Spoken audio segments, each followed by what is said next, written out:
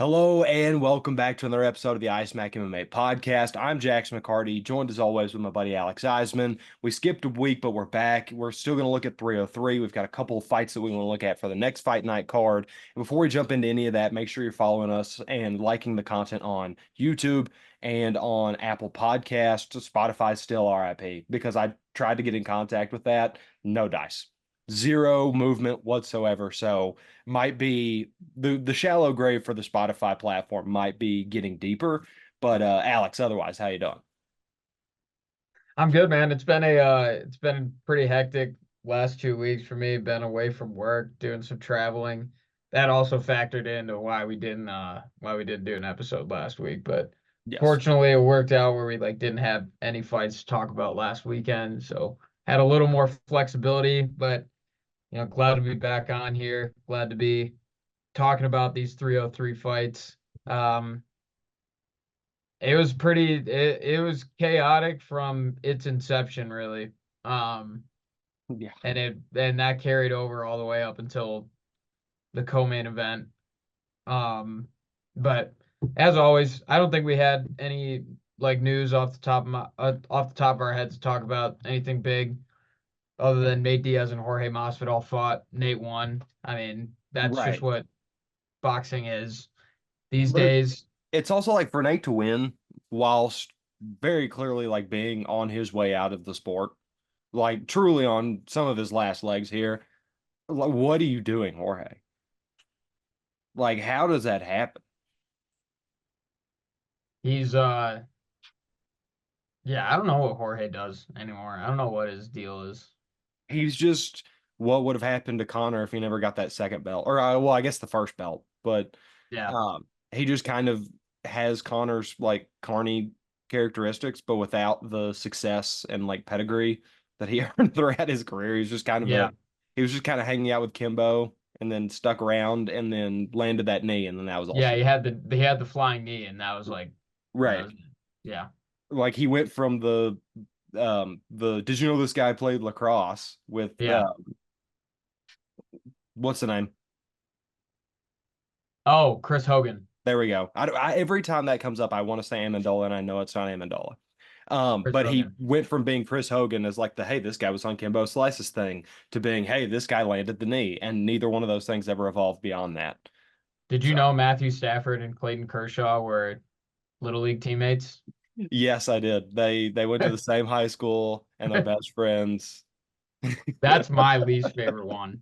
That one upsets me the most. See, because you're a Lions fan, so you've Yeah. heard it way more than I have. So much. Which, and I'm a Dodgers fan, but like Kirsch was always so good that they didn't have to draw those. Like, and I'm not talking trash about Stafford, but like your teams were still bad even when he was really good. So they had to find stuff to talk about with Kirsch when he was on the bump. They were just talking about how awesome of a pitcher he is.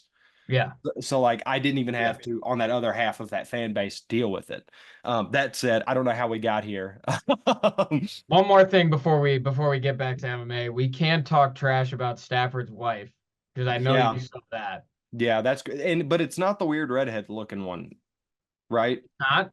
No, because I guess his wife come out and said it wasn't him. Oh, well, it was a backup. Yeah. For context, brief explanation before we go back to MMA and not football. Matthew Stafford's wife, kind of notorious for saying pretty out of pocket stuff, went on her own podcast, I think, and said that she dated the backup QB at Georgia when Stafford was there to make him jealous. And Yeah. why you would put that out into the universe when you've been married for however many years and you have children, that's beyond me. Right. That's like a just don't mess with a good thing. It's like, why would you do that? Um, but yeah, neither here nor there, I Let's get guess. back. We can get Yeah. back to MMA, but if we were talking about it, I had to at least throw some shade on that because that was crazy. I also stand by that we should drop just a one episode randomly, like maybe in a month or two, where it's just a college football podcast and we never explain it. And we don't let people know either. No, we write it up like it's a normal. Like Okay. one week that we have nothing to do, we just drop a college football pod for no reason. All right. Well, you know it's coming now. Yeah, there you go. You Now just it's don't know when. It's Schrodinger's box. Every episode is both an MMA podcast and a college football podcast until you open it. Uh, all right, let's get to 303 because we're already 2 weeks behind on this. And there was some pretty big stuff. I before we jump into it, I do want to say that the fights were kind of underwhelming for me. Yeah. Like the actual action was not what we thought it was going to be, but this card also wasn't what we thought it was going to be. We'll talk about that in the second fight. But to start it off, Alex absolutely going to be a three-weight champion. You can't look that great against a guy like Yuri and not pretty much have that destiny assumed upon you. Yeah, I mean, he's chasing Yuri out of the division. I saw Yuri was talking about going down to middleweight. Like, dude, I am I was skeptical, and I'll be the first to admit I had my doubts about Pereira. I had my doubts that he wasn't a wrestler and wouldn't be able to handle it with some of the guys in the UFC. Um, but yeah, I don't see anyone beating him at middleweight or light heavyweight for the foreseeable future. Um, and that includes Angle Live, and that's the guy who I thought would probably give him the most problems. Yeah. I don't think that anymore. No, I don't think it's that anymore. he is just such a freak.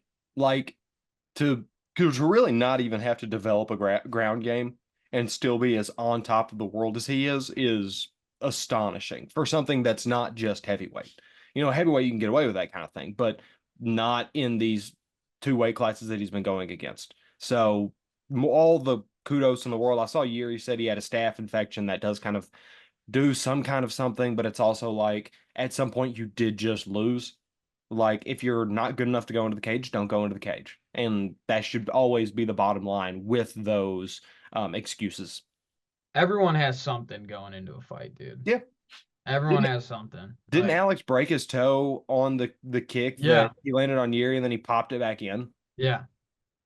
It's like, yeah, stuff's gonna happen to you. You are Alex fighting had in the more cage. broken toes than Connor did, by the way, going into that fight. Really? Yeah, just wanted to make that known as well if you didn't. Yeah. Well, well, one of them's there to be a competitor and one's there for the money. And Hmm. now, granted, one of them has been around long enough to do that, but still doesn't make it right. Either way, I really don't have much to offer on this because we've already seen this fight. It was part of the reason I wasn't like, I mean, obviously the big reason was because I knew Yuri was going to get slept. I didn't want to deal with that. Um, but yeah, this Alex is just a different level of athlete, Yes. Yes. unquestioned. This next one was not a fight that we predicted. I mean, the guy that we chose in the original bout still won, but Diego Lopez thought he was facing somebody, and then ends up that guy can't make weight. Dan Ige steps in, and then on the day of the fight, what 3 hours, 4 hours before Yeah. the actual card Literally started? off the couch. Yeah, because yeah, didn't he say he was at a barbecue or something? He was watching the fights at home. Yeah, okay, yeah, that's what it was, and was like, "Hey, man, can you get here?" And didn't look bad. No, and I mean, like, infinite respect to Dan Ige. That dude is like like we have the dumbass BMF title. Like that is like if you want to like make that a thing, and I'm still against it, but like Dan Ige deserves that sort of recognition and appreciation by the MMA community and fan base because like that is the definition of anytime, anywhere. Like yeah. It would be cool if, like, because assuming you want to keep the belt around and whatever, what if at every pay-per-view you gave somebody the BMF belt and whoever had that got like a 80K bonus? Like basically it's like a trophy that you give once a pay-per-view because you can't do it every fight night and all that. I get that, but once a pay-per-view, somebody takes a picture with it, you post it online, and they get some big bonus. And Dan Ige, I don't know what they paid him, but no matter what it was, fair or unfair, he needs more because that Yeah. was insane on his Yeah. behalf to do that. I actually I do like that idea.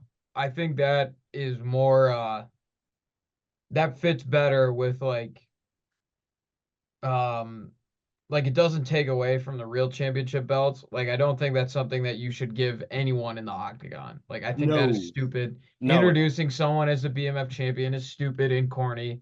But like you take that belt and you give it to someone after the fights when they announce bonuses, that I can totally get on board with. Yeah, Like that I have no issue with a at quick all. social media post being like, "This is our BMF champ of the night." Dan Ige stepping in, yada yada, so on and so forth. He's getting 100 grand, Yeah. and you That don't have is to you don't have to remove fight of the night. You don't have to remove performance of the night, anything like that. Just purely win, lose or draw. This guy was the baddest MFer in the cage tonight. No check, no questions about it. that is a phenomenal idea. Yeah, Like but Dana doesn't truly. pay us. Yeah, seriously. Should Um get me on yeah. payroll, Dana. Um, Well, okay. I mean, if you're on the payroll, you're going to be making 12K, 12K. You're going to make $12,000 for each idea you come up with, and then another 12 for each that they use. Oh, that's fine, dude. I got like at least 70K worth of ideas sitting here. Um, Number one, get rid of those gold gloves. Again, I know we've already moved past our title fight, but good God, I never want to see Yuri Prohaska in shiny gold gloves ever again. It kind of worked with Alex's short, though. I'll give him that. With the Yeah, floral I thing, think it that died. if you use gold gloves for just the champ, when that's already like the fit that they have going on, because they have the gold letterings with the black, like Right. Well, and his were like that's fine. floral patterned. So it was like the Yeah, gold lettering with yeah, the flower and then yeah, so it worked. yeah. I was just saying like the traditional champ Right. shorts, but Yeah. yeah. I mean, uh, Dan Ige. Yes. That's where I was going. That's where I was going. Um, I mean, you can't blame him for losing that fight like that. It's not going to change anything. I think Dana already said like he's going to get essentially whatever fight he wants after this, which obviously deserves. Of course. Um, but gotta heap some praise on Diego Lopez too, Yes. taking the catch weight at 165, dealing with a couple different guys matched up. I think he wasn't even initially scheduled to be on this card. No, he wasn't. Well, and like had Dan Ige not had to make the walk when he did, that idea we were just talking about, Diego Lopez, because he Yeah. was so flexible with his weight moving, made things work, made a point to be on this card. It just so happens that the guy that ended up across from him in the octagon had to do something literally unseen and never, Mhm. had never been heard of before. So, like you're saying, absolute props and kudos and credit to Diego Lopez because he has very much earned it. Oh yeah. So, of course, we're happy to see him win a fight. Also, pretty happy to see Roman win that fight too. Yeah, I can really only tell you the numbers on this one because my brain pretty much was like, okay, this fight's over, just let it go. Yeah. I watched the whole card, like starting with the prelims up, and there's a genuine black hole in my brain where this fight is supposed to be.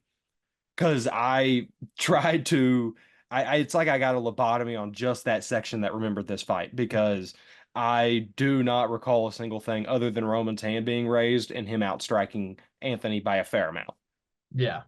Um, Hopefully we can get a little less of Anthony Smith thinking he can beat like Pereira after that. Well, I've never met anybody that's that good on paper. Yeah, on paper he's the best. On paper, he could cure cancer, but Yeah. in the octagon, he's talking about his family and wife being like trapped or something to try to beat Johnny Walker. Um, I still can't get over that. I think that was the moment where I finally was like, okay, it was like just kind of We're had to done. detach. Yeah, we're Yeah. done here. I think Yeah. that was the final strike, as it were. Speaking of final strikes, the cut on Myra was disgusting looking. But hopefully they run this back because you hate to see anything end in doctor stoppage. Yeah, I mean it's a tough break for her for sure. I mean, I kind of feel for her because she was so close to getting the title. Well, and Has this happened to her? Like, I thought she won the first round of that fight too. Like yeah, there's I don't think you can give Macy that title fight now because it's like you don't really like this was supposed to be an eliminator. the title fight is going to Kayla Harrison. Well, yeah, but like this was supposed to be an eliminator, Yeah, and no one got eliminated because it was dock stoppage. So it's like whatever. yeah. Oh, actually, I lied. The title fight is going to Pena. I think that's like official as well. Oh, Boo. great. That's exactly what we want to see. Boo. No one wants to see Juliana Pena be a champ. I take Kayla Harrison versus Pena. I would, but like that won't happen until Pena wins, Yeah, and she's probably which I going. think she will. Yeah. I do When think she will, when but is that? Do we know when that's supposed to be signed for? Like not 306? off the top of my head. I saw it announced, or not maybe announced, but like reported that that was happening. I'm looking it up. Um, but yeah, she's just gonna keep it warm for Kayla. That's all it is. Yeah, it's yeah, they don't have a date announced at this point, it doesn't look like. But yeah, you're right. It'll probably go Pena, Kayla takes it off Pena, and then they rerun this, and it's probably like Kayla puts Myra to sleep. Yeah, And that's and that just becomes the Kayla Harrison division yeah. unless Nunes comes back. And Bring then we got a Nunes back, problem. please. And Please then we bring might him. have a problem. You know what Oh, else is a problem, Alex? tell me. Ian Gary just grabbing MVP's leg for 15 minutes and then acting like Billy the Badass after. Yeah, bro is asking for Shavkat. Yeah, He try that gets against attacked in Shavkat, see what happens. Yeah. Dude, you just like Shavkat will squeeze his head off. yes, it would be an issue if those two got in the same cage together. But point being, it's like Ian Gary found a way to make Michael Venom Page not fun to watch. How do you do that? Like at least if you're like a good wrestler, it's still somewhat entertaining because MVP can still kind of throw on the ground a little bit, and at least you're still trying to accomplish a goal. Ian was literally just holding him for 15 minutes. That's all that he was trying to accomplish was to keep him still. So yeah, Ian Gary cannot. I don't know what it is about these specific like him and Patty Pimblett lately of being like the trash talking United Kingdomers because like I know that's not really a thing anymore, but whatever. Um, Coming over that are striking based, which I know Patty was a grappler, but he started leaning into his striking a lot, and then just putting on boring, awful performances and still kind of being like a Dana White guy and still kind of being preferred, despite not doing the work that you need to kind of make yourself known amongst the UFC fans. It's awful. It ends up in a bad product and was a big part of why this card failed because that was supposed to be one of the best fights on this card. Well, yeah, and I mean those guys have just been trying to recreate the Conor McGregor phenomenon. Without doing what Connor did in the octagon, without being Yeah, at least exciting. yeah, exactly. And it's like I'm not a Conor fan by any stretch of the imagination, but like that dude backed everything he did up Yeah, in the cage at his 1,000%. peak. Yeah. He He backed it up. Well, yeah, he was about what he was saying. He actually Yeah, went out there and did it, and these guys look like they are closer to Colby in the sense of not just being a really yapper. Yeah. right, of just kind of making noise as opposed to making change. Hmm. And because Connor, if he did anything, it was make change. The sport has drastically shifted since he came around. These guys aren't going to be blips on the radar unless they actually try to bring some energy, try to bring some power, try to bring some finish to the table. Because Dana might like you, but he's not going to put you in title fights if that's what you're bringing to the table.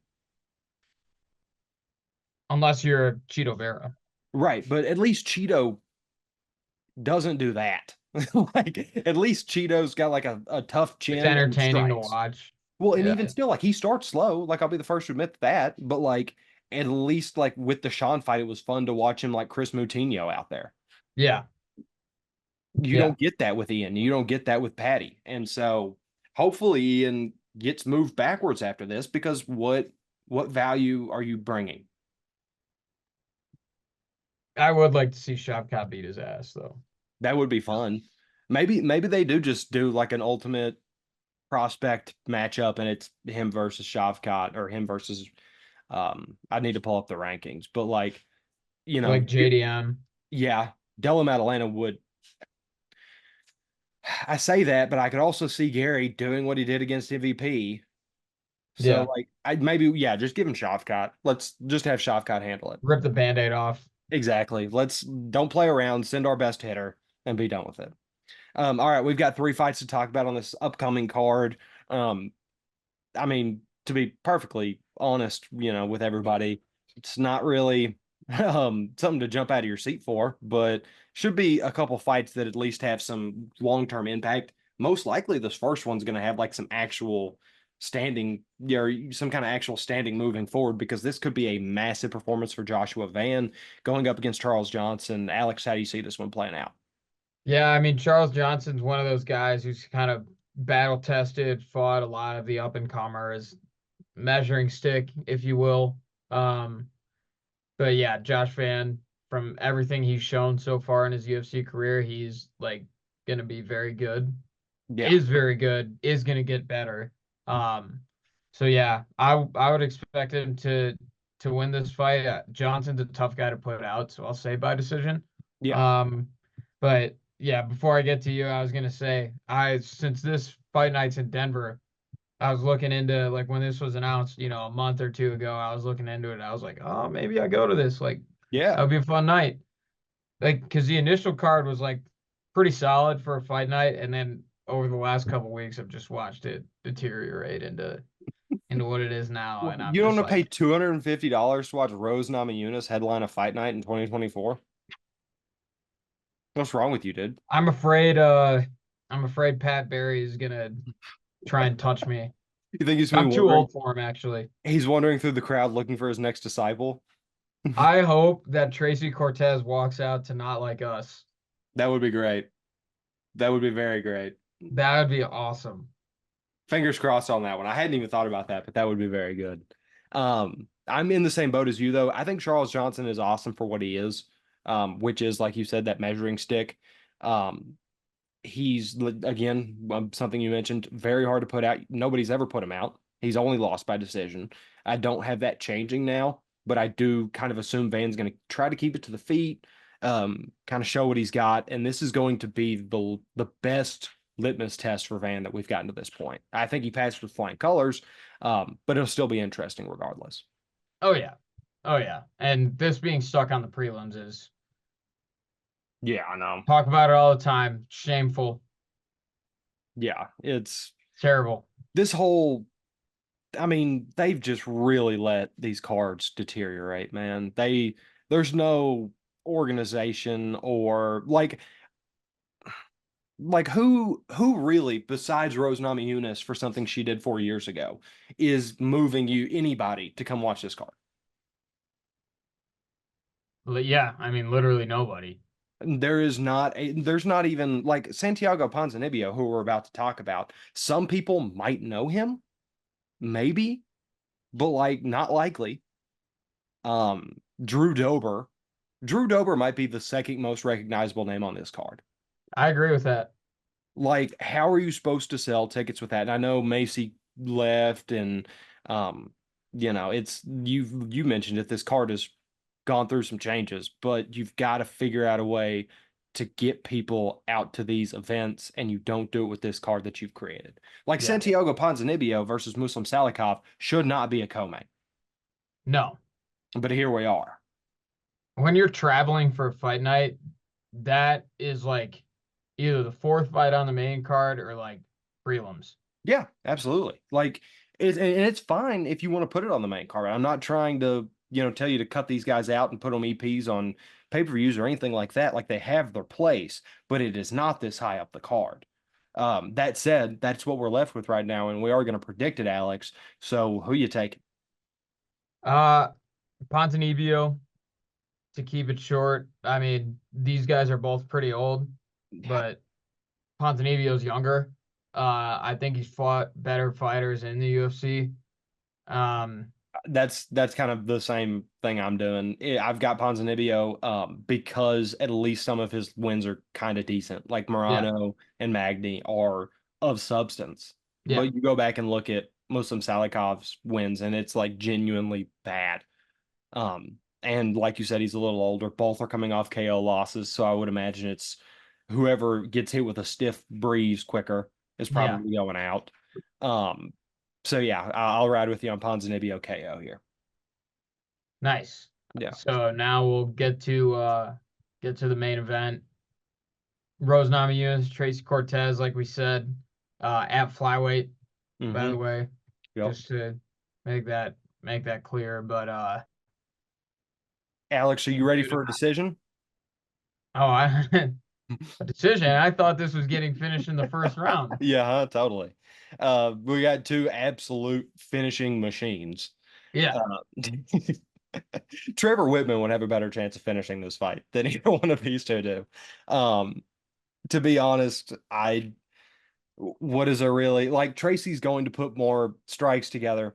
She's going to take less hits per round. She's going to offer more activity.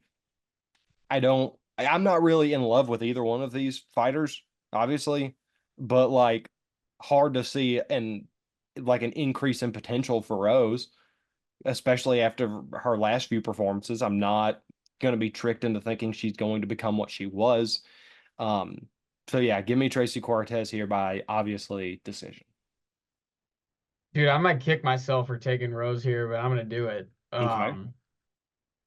Yeah, Tracy Cortez is undefeated in the UFC, and like that's good, but she has not fought, and I'm not right. I'm gonna make this clear. I do not hold Rose in the championship regard that she was, a couple years ago. Once I'm upon a time. looking at her for what she is now. I'm looking for what has she done for me lately.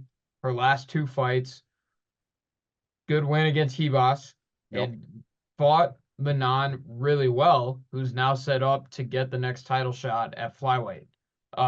Even though she lost, I thought it was like she fought her well, and that means more to me than Tracy Cortez being undefeated in the UFC. And that's Um, fair, but Rose is not going to chase anything. It's the same thing with Ian Gary that we talked about earlier. It's like, um, I don't trust her to actually do what needs to be done to win a fight. I trust her to stay at arm's reach, and if she happens to land more, great. If she doesn't, that's not going to change her game plan. And I think yeah, Tracy's more competent at piecing those things together, at least right now, and she's definitely more confident than Rose is. yeah, that's fair assessment. I had a hard time with this one. I had a hard time deciding, but yeah, I mean, I think Tracy Cortez has kind of gotten away with a couple that maybe she shouldn't have, or things that were fights were closer than they should have been, I Yeah. should say, not gotten away with them. Um, I think it'll eventually catch up to her. Um, yeah, I just think Rose will be the person to do it. I mean, Yeah. I still would consider Rose to be one of the five best flyweights in the world right now. See, I'm pretty on the boundary there. Like she probably is on the outside looking in, even though it's not like that's a crazy weight class. Like Yeah. I just I mean, you again, got the top three, yeah, Blanchfield probably four, right? yeah. I would take Blanchfield over Rose, but like after Aaron, it's like, well, who's really out there? Hold on. Yeah, it is just it's tough out there in that weight class. Hold on, I'm pulling it up just to make sure we're not missing anybody. Grasso, Valentina, Manon, Blanchfield, Macy. I definitely take Macy. Oh, you're right. You're right. You're right. Um, I wouldn't take Andrade. I wouldn't take Chukagian. I wouldn't take Hebos. I mean, I would take Tracy because I'm picking her. Yeah, I guess. So like that's six. Yeah. All right, so I have Rose at six. Right. Or no, you have her at five. No, you do have her No, at six. because I Because yeah, said Macy's Macy. over her also. Yeah. Yeah. So yeah, I would have Rose at seven. Not really that much different, but it's also like after those 6/7, it's very slim pickings. Yeah. So yeah, it's being the around the end of the best of a bad bunch is not a compliment. Doesn't instill confidence. Yeah. Right. But either way, Alex, whenever one of us is inevitably wrong on this fight, where can they find us? YouTube and Apple Podcasts for Yep. now. Um, I'm not saying the forbidden word anymore, but no, no, they've put us in a bad position, and we have not been able to get out of it. yes. Also, Fox 19 Jackson on Twitter, Yep. Alex Eisman KGWN on Twitter. Yes, sir. We will we'll be back next week. Yep. With So Oh, excited. hold on. Before we leave, I'm gonna look up the next fight card because I haven't yet. Oh, Um, dude, is it good? no. Oh. The fourth fight is Ooh. the I am fourth looking at it right now. fourth fight is Kurt Hollabaugh, dude. What are we Yikes. doing? Yikes. Oh my God, the next two are both terrible. Holy fuck. Yeah, Oh, oops. it's all right. We'll be okay. Golly, Oh that's bad. no, it is just the next one. The one Yeah, after that's 304. it's our current one, and then Okay. Lemos, John DeRobo, and then we're all 304 set. looks good though. Yeah, 304 will be great, but we just have to get there. Yeah. But all right, we'll see you next week in case you want to watch what we just hyped up so well. Um, Yeah, you're gonna want to listen for that one. Beautiful marketing. All right, we'll see you.